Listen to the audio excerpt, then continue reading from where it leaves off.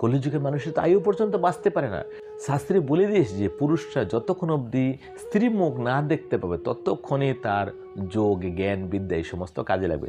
যখন ওর স্ত্রী মুখ দেখা হয়ে গেল, তার সব কিছু পর হয়ে গেল। তার বাবা মা, গুরুজন, আত্মীয় স্বজন, বোন ভাগ্নে, এই সব কিছু পর হয়ে গেল।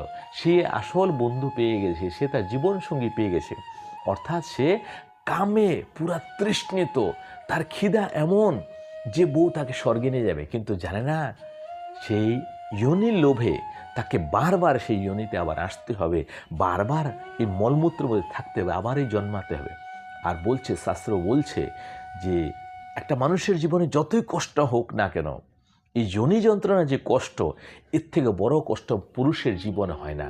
কিন্তু তারপরেও পুরুষ এতটাই বুর্বক, এতটাই মূর্খ, এতটাই অজ্ঞানী যে বারবার ওই যোনির মধ্যে যেতে চেষ্টা করছে, কেননা সে যোনি